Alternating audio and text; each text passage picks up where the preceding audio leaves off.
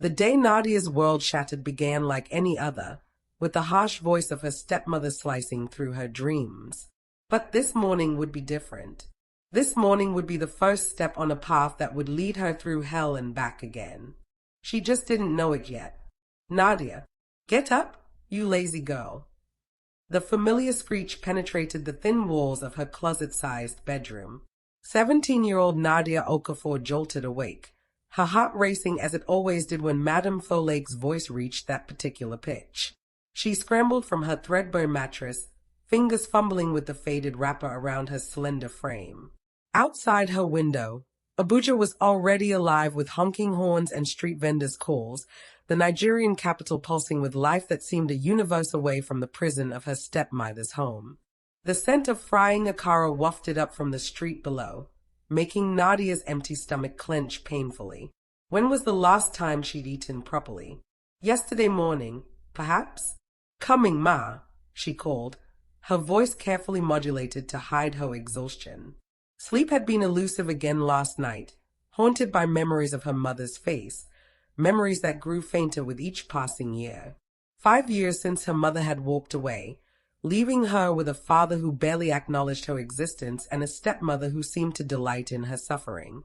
As Nadia hurried down the hallway, she passed the ornate door of her stepsister's bedroom. Inside, Lola and Zara still slumbered peacefully, their matching pink bedspreads rising and falling with their breathing. They wouldn't be expected to rise for another 2 hours, just in time for the breakfast Nadia would prepare. In the kitchen, Madame Folake sat at the table, scrolling through her phone, her silk wrapper immaculate, her elaborate head wrap perfectly positioned. At 45, she maintained the smooth-skinned beauty that had attracted Nadia's father, that and her family's connections in Abuja's political circles. "There you are," she said without looking up. "The floors need washing, and Chief Adamu is coming for dinner tonight. I need you to prepare pounded yam and egusi soup, and make sure the house is spotless." She finally raised her eyes, cold and calculating as they swept over Nadia's thin frame. "You look a mess. Make yourself presentable before the guests arrive." "Yes, Ma," Nadia murmured, keeping her eyes downcast. Any sign of defiance would only make things worse. She'd learned that lesson through countless slaps and nights without food. As she filled a bucket with water, Nadia caught her reflection in the steel sink. Dark circles shadowed her eyes, but they couldn't dim the intelligence that burned there. Once, her teachers had praised her brilliance, had spoken of university scholarships and bright futures. That was before Madame Folake had decided Nadia's education was a waste of money. Now, instead of classrooms, her days were filled with endless chores while her stepsisters attended the prestigious international school. The sound of her father's heavy footsteps made Nadia tense. Abuka Okafor entered the kitchen in his tailored suit, his attention focused on his tie. "Good morning, Papa," Nadia said softly. He glanced at her, nodded curtly, then turned to his wife. "I'll be late tonight. Board meeting." Madame Folake rose to straighten his tie. "Take care, my love. I'll have Nadia prepare your favorite when you return." He brushed past Nadia without another word, not seeing how her shoulders slumped at his indifference. Once, he had been different. Once, when her mother was still here, he had called Nadia his little star and carried her on his shoulders through Millennium Park. Now, he looked through her as if she were a ghost haunting his perfect new life. Hours later, as Nadia scrubbed the marble floors until her knuckles bled, the doorbell rang.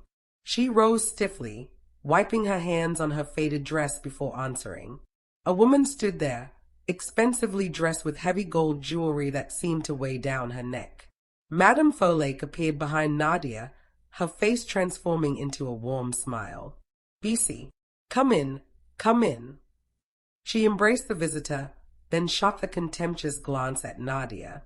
"Go finish your work, and then prepare for tonight." As Nadia retreated, she heard their laughter, followed by hushed conversation. She didn't think much of it then. Why would she? It was just another of her stepmother's many friends, another wealthy woman who looked at Nadia as if she were invisible.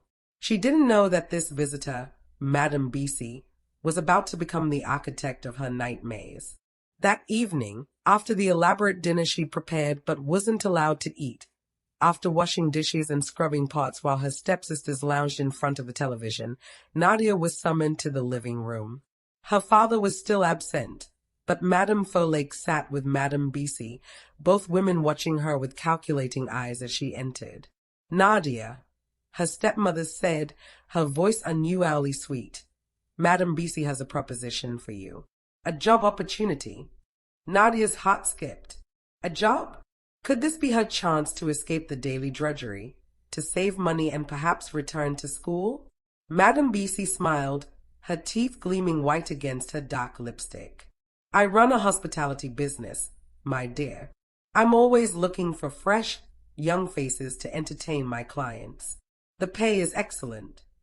Something in the woman's tone made Nadia's skin prickle with warning. "What kind of hospitality, ma?" Madame Folake's eyes narrowed dangerously. "Don't question your elders, girl. Madame Bisi is offering you an opportunity many would kill for. You'll start tomorrow. But my chores here. Your stepsisters can manage without you for a few hours each day." Madame Folake cut in smoothly. "The money you'll earn will help support this household. After all, we've done so much for you. It's time you contributed." Nadia wanted to laugh at the absurdity of this statement, but fear kept her silent. 5 years of serving this family hand and foot, and now she was being told she needed to contribute. "Yes, ma," she finally said, her voice barely audible. As she lay on her thin mattress that night, sleep eluded her once more. Something about Madame Bisi's smile, about the way her stepmother had avoided details. Nadia's instinct screamed danger. But what choice did she have? In this house, her objections meant nothing.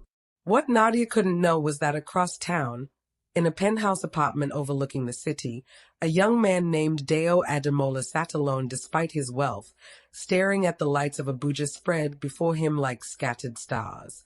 At 28, he had built a tech empire that spanned 3 continents. His face graced magazine covers. His name appeared on lists of Africa's most eligible bachelors. And yet, as he nursed a glass of imported whiskey, loneliness sat heavy on his shoulders. Something was missing in his life, something real in a world of artifice and agenda. How could he have known that fate was about to throw him into the path of a desperate girl with eyes that held both fire and sorrow?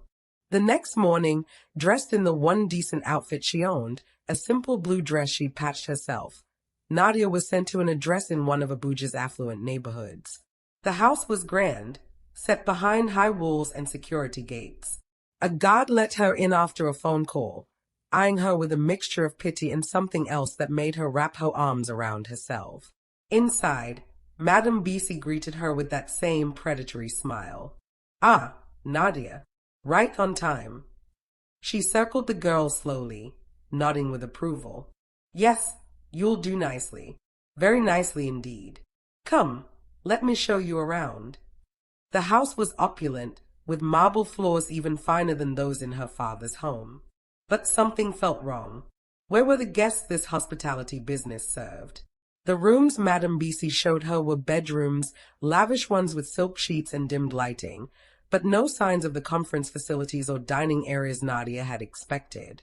In one room, a girl not much older than Nadia sat at a vanity, applying heavy makeup. She glanced at Nadia with dead eyes before returning to her task. "This is Amara," Madame Bisi said. "She'll show you the ropes." When they were alone, Amara wasted no time with pleasantries.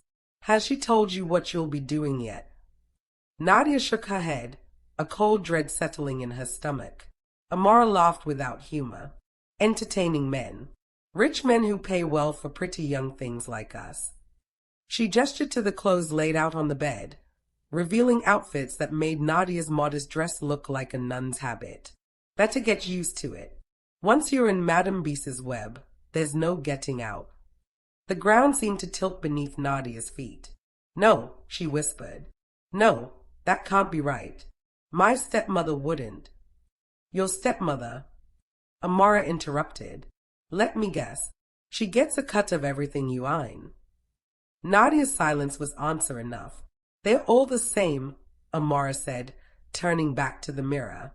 They sell us and call it opportunity. Now put these on. Your first client arrives in an hour. Nadia backed toward the door, her heart hammering against her ribs. I can't. I won't. Amara's eyes met his in the mirror. Then be prepared for the consequences. Madame Bisi isn't known for her understanding nature. And from what I've heard about your stepmother. She let the sentence hang unfinished. That was how it began, Nadia's descent into a nightmare she couldn't escape. The first time she refused, Madame Bisi had two burly men hold her down while she was struck repeatedly. The second time, she was locked in a closet for 2 days without food. By the third time, with her body weakened and her spirit flagging, she surrendered to the inevitable. And so the weeks passed.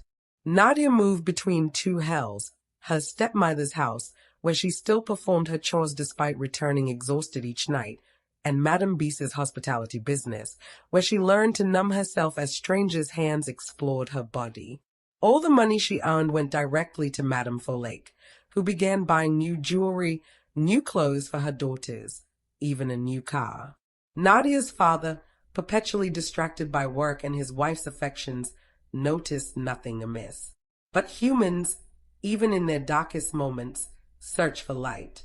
For Nadia, that light came in unexpected moments, in Amara's small kindnesses, an extra portion of food smuggled to her, a shoulder to cry on. In the dog-eared book of poetry she kept hidden beneath her mattress, reading a page each night to remind herself that beauty still existed. In her secret plans to escape, to find her mother, to reclaim the life that had been stolen from her. And then came the day that changed everything. The day Deo Ademola walked into Madame Bisi's house. Unlike the other men, he didn't look at her with hunger. He seemed almost as uncomfortable as she was, tugging at his designer shirt collar as he was led into the room where Nadia waited.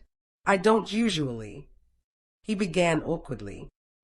My business partners arranged this. They thought I needed to loosen up. He made air quotes with his fingers, then shoved his hands into his pockets. Something about his discomfort, so similar to her own, made Nadia drop the artificial smile Madame Bisi had taught her. You don't have to stay, she said softly. He looked at her, then really looked at her, seeing past the makeup and revealing close to the intelligence in her eyes. What's your name? Nadia. I'm Deo. He sat on the edge of the bed, keeping a respectful distance. How old are you, Nadia? She hesitated, knowing Madame Bisi had instructed her to lie. But something about his gentle question made her answer truthfully. 17. His face darkened. 17. You're just a child. You shouldn't be here. Neither should you, it seems, she replied, surprising herself with her boldness. And then, something extraordinary happened. Deo Ademola laughed, a genuine laugh that transformed his serious face. You're right about that. He stood suddenly. Get dressed in something comfortable. We're leaving. Leaving? Panic flared in Nadia's chest. I can't leave. Madame Bisi will. I'll handle Madame Bisi, he said firmly. No one should be forced into this life, especially not someone your age. For a wild moment, hope flickered in Nadia's heart, but reality quickly doused it. Even if we leave here, I have nowhere to go. My stepmother. She couldn't finish. Deo's expression hardened. Tell me everything. And so, sitting in that room meant for exploitation, Nadia found herself telling this stranger what she'd told no one else, about her mother's abandonment, her father's indifference, her stepmother's cruelty, and finally, how she'd been sold into this nightmare. When she finished, Deo was silent for a long moment. Then he reached for his phone. I'm calling my lawyer. Your lawyer? Yes. What's happening to you is illegal on multiple levels. Your stepmother and this Madame Bisi should be in prison. Terror seized Nadia. No, please, you don't understand. My father is well connected. So is Madame Folklores. No one will believe me over them. Deo considered this, then nodded slowly. You may be right. The legal system isn't always just, especially for the vulnerable. He thought for a moment. Then we'll have to handle this differently. Do you trust me? Trust? The word was almost foreign to Nadia after years of betrayal. Yet something about this man, his anger on her behalf, the respect with which he treated her, made her nod cautiously. Good, he said. Then this is what we'll do.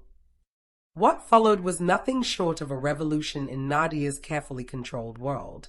Deo paid Madame Bisi handsomely, not for Nadia's services, but for her exclusive contract, essentially buying her freedom from the brothel. To maintain appearances, he told Madame Bisi he was smitten with Nadia and wanted her as his personal companion. The madam, seeing a lucrative opportunity with a known billionaire, readily agreed. But remember, she warned him with a cold smile, if you tire of her, bring her back to me. Investments like these shouldn't go to waste. Deo's smile never reached his eyes. Of course, for Nadia, it was like stepping into a dream. Instead of returning to Madame Bisi's house, she now spent her days at Deo's office, where he had created a position for her as his personal assistant. He enrolled her in online courses so she could complete her education, and for the first time in years, she felt hope unfurling within her like a fragile flower reaching for the sun. But her nights still belonged to her stepmother's house, where she continued her chores under Madame Folklare's watchful eye. The woman had been suspicious of the change in arrangement, but placated by the substantial sums Deo now paid directly to her, supposedly for Nadia's services. At least you finally found a way to be useful, Madame Folklore sneered one evening. This Ademola must have peculiar taste to be interested in someone like you. Nadia said nothing, knowing the truth would only endanger her newfound freedom. Let her stepmother believe what she wanted. Each day with Deo, learning business operations, studying for her exams, being treated with respect, was another step away from the abyss she'd nearly fallen into. And Deo? He treated her with a kindness she'd almost forgotten existed. He never touched her, never demanded anything from her but her honest opinions on business matters, which he came to value greatly. Slowly, cautiously, they became friends. You have a natural head for business, he told her one afternoon as they reviewed marketing proposals. Have you thought about what you'd like to study at university? University. The word itself felt dangerous, laden with hope that could so easily be crushed. I always wanted to study economics, she admitted. But that was a different life. No, Deo said firmly. It's this life, your life. Those dreams aren't dead, Nadia. They are just waiting for you to reclaim them. As the weeks turned to months, something deeper than friendship began to grow between them. Nadia found herself watching Deo when he was absorbed in work, admiring the determination in his profile, the kindness in his eyes when he spoke to his employees. And sometimes she caught him looking at her with an expression that made her heart race. But she was still legally a minor, still trapped in her stepmother's house, still haunted by the memories of Madame Bisi's brothel. And Deo, honorable to his core, kept a careful distance. When you're 18, he told her once, after a moment of tension between them, when you're free of your stepmother and have had time to heal from everything that's happened, then we can talk about what this is between us. Until then, I'm your friend.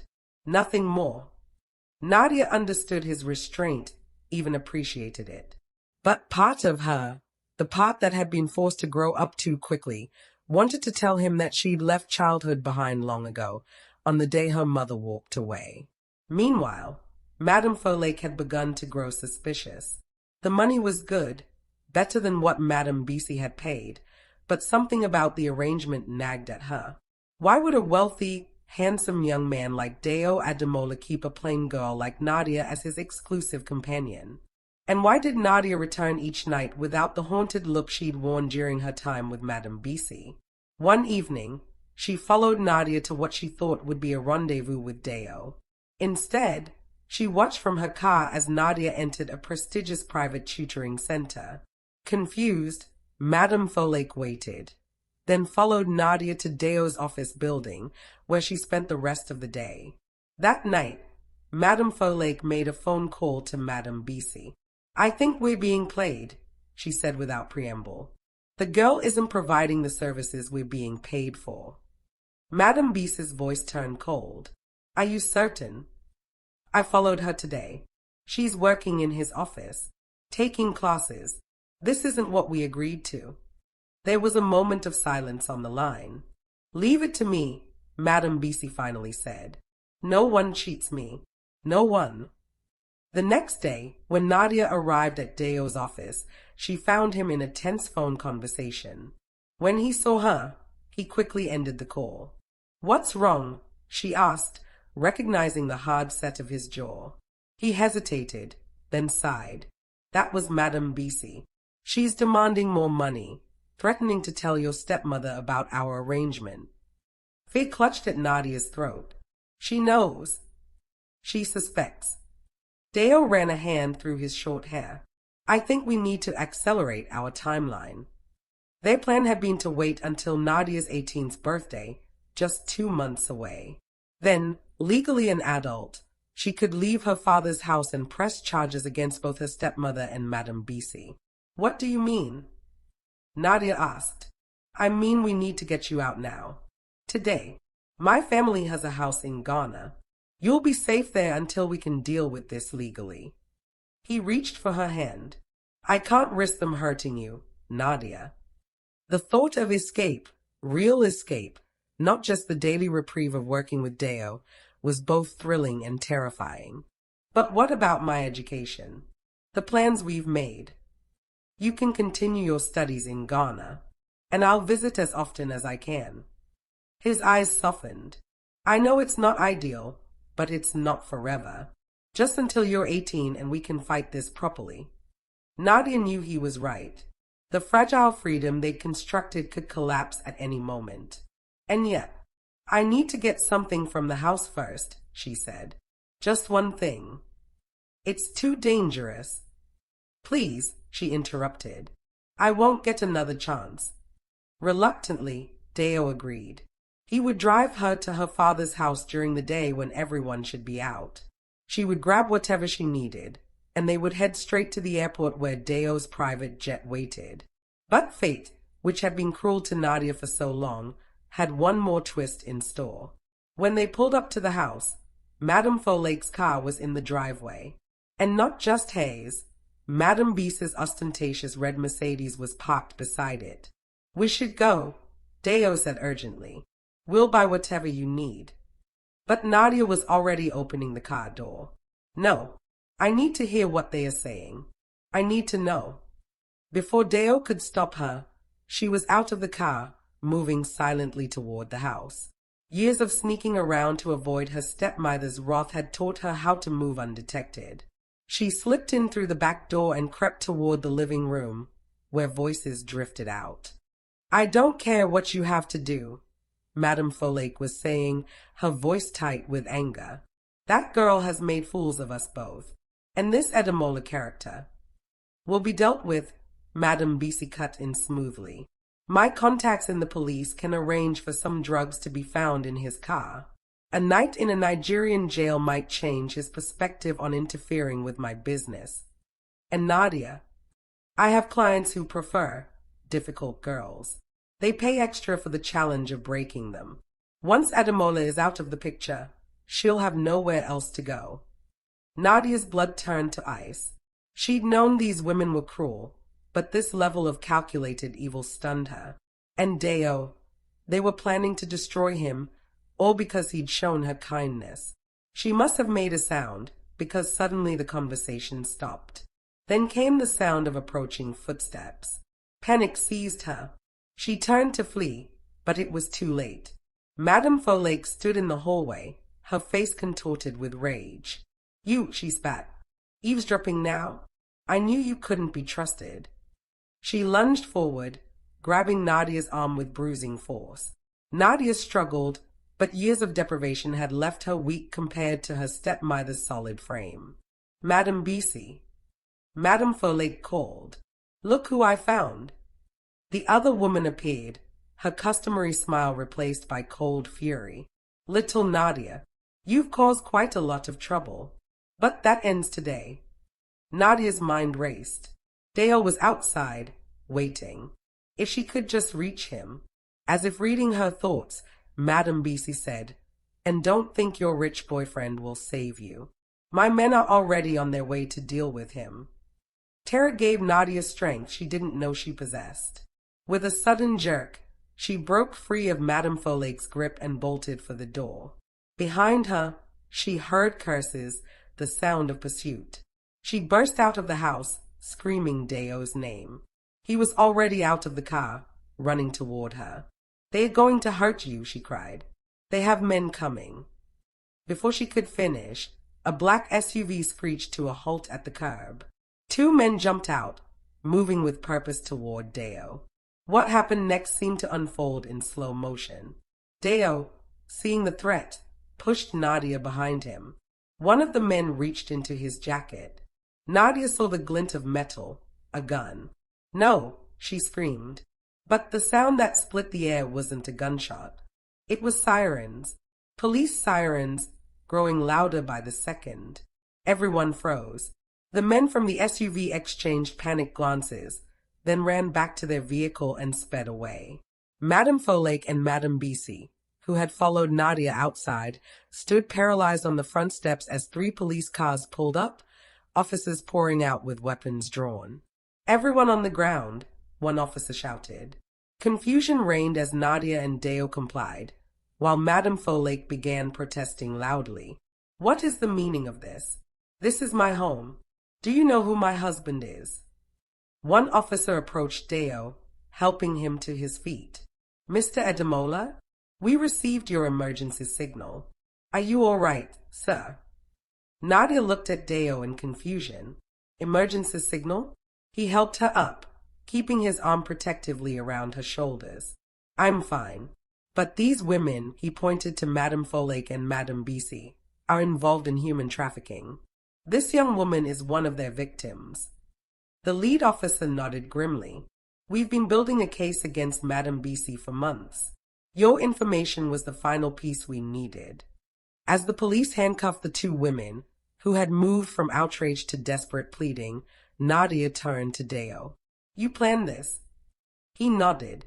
"I suspected your stepmother might discover our arrangement eventually. I've been working with the police, gathering evidence against Madame Beasy's operation. When you insisted on coming here today, I activated the emergency protocol we'd established." Nadia's mind reeled. All this time, while helping her rebuild her life, he'd also been working to bring down the network that had trapped her. "But what about my father? My stepsisters?" she asked as the police led Madame Folake to a waiting car. "Your father will face questioning," the officer nearby said. "If he was involved, he'll face charges as well." Deo squeezed her shoulder. "And if he wasn't, if he truly didn't know, then perhaps there's a chance for reconciliation someday. But that's your choice, Nadia. No one else's." As the police cars pulled away, Nadia stood in the driveway of the house that had been her prison, feeling strangely hollow. This was victory, wasn't it? So why did it feel so empty? "What happens now?" she asked softly. Deo turned her to face him. "Now, you heal. You finish your education. You build the life you want." He hesitated. "And if you want me in that life, I'll be there. But that's also your choice, Nadia. You've had so few choices for so long. I won't take this one from you." She looked at him then, this man who had saved her in every way a person could be saved. Not as a helpless damsel, but as a partner in her own rescue. He had given her tools, knowledge, confidence. He had treated her with respect when the world had shown her only cruelty. "I choose you," she said simply. "I choose us." He smiled, and in that smile, Nadia saw the future unfolding before her, not perfect, not without challenges, but hers, truly hers. As they walked to his car, leaving behind the house of her nightmares, Nadia felt something inside her shift and settle. The journey ahead would be long. There would be trials, police statements, possibly court testimony, the emotional work of healing from years of abuse. But for the first time since her mother had walked away, Nadia felt something like peace. And somewhere in the distance, phoenix-like, hope spread its wings. 10 years later, Nadia Adamola stood at the podium, looking out over the sea of young faces before her. The auditorium of Abuja's largest university was packed for her annual lecture, a lecture that had become legendary among students of economics and business.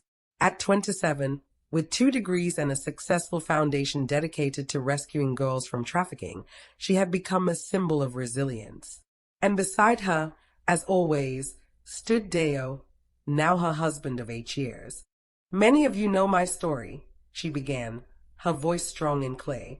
"It's why you're here today. You want to hear how a trafficked girl became a business leader and advocate. You want the happy ending." She paused, looking at the eager faces. But the truth is more complicated. There are no simple happy endings for survivors of trafficking. There is healing, yes. There is justice, sometimes. But there are also scars that never fully fade. Nightmares that still come in the darkest hours. She glanced at Deo, drawing strength from his presence. "What I want you to understand today is that my story isn't exceptional because I escaped. It's exceptional because so many don't. For every girl like me who finds freedom, hundreds remain trapped. Their voices are silenced. Their dreams are stolen. And often, the people who should protect them are the very ones who sell them." In the front row sat 2 young women, Lola and Zara, her stepsisters. Following their mother's arrest, they had floundered, suddenly forced to fend for themselves. It had taken years, but eventually they had reached out to Nadia, seeking reconciliation. Now they worked for her foundation, using their first-hand knowledge of how families could enable trafficking to identify at-risk girls. "The work of my foundation isn't just about rescue," Nadia continued. "It's about prevention. About changing the economic conditions that make selling children seem like a viable option. About challenging the cultural attitudes that value girls only for their bodies." She thought of her father, who had been cleared of direct involvement in her trafficking but convicted of child neglect. Upon his release from prison, he had tried to reconnect with Nadia, full of remorse and shame. Their relationship remained complicated, healing, but marked by the scars of his former indifference. "And it's about forgiveness," she added softly. "Not because the perpetrators deserve it, but because carrying hatred poisons the soul. I've learned it that the hard way." She thought of Madame Bisi, still serving her 20-year sentence, and Madame Folake, released after 7 years and now living in obscurity in a small village. Nadia had visited her once, not seeking reconciliation but closure. The woman who had once terrorized her was diminished, aged beyond her years by time and disgrace. "My foundation has rescued over 300 girls in the past decade," Nadia said, pride evident in her voice. "We've helped them reclaim their education, their dignity, their futures. We've changed laws and challenged systems. But it's not enough. It will never be enough until every girl is safe, until every child is valued." As she concluded her speech, the applause was thunderous. Students surged forward, eager to speak with her, to share their own stories, to volunteer their time. Hours later, as she and Deo drove home to the house they shared with their 2 adopted daughters, former trafficking victims who had nowhere else to go, Nadia felt the familiar mixture of exhaustion and fulfillment that followed these events. "You were magnificent today," Deo said, taking her hand across the console. "As always." Nadia smiled, thinking of how far they'd come. Of the demons they'd both faced, hers from her past, his from the pressure of building an empire while maintaining his principles. Of the family they'd created, unconventional but bound by love stronger than blood. "Do you ever think about how differently things might have turned out?" she asked. "If you hadn't come to Madame Bisa's that day? If you had been like the other men?" Dale was quiet for a moment. "Sometimes," he admitted. "But then I remember what my mother used to say. Destiny is not a matter of chance. It is a matter of choice." He squeezed her hand. We chose each other, Nadia. We chose to fight. We chose to build something meaningful from the ruins of what was meant to destroy you. That's not chance. That's not luck. That's courage. Thank you for watching this video. Do not forget to give it a thumbs up, subscribe, hit the notification bell to know when I drop new videos. See you in the next episode.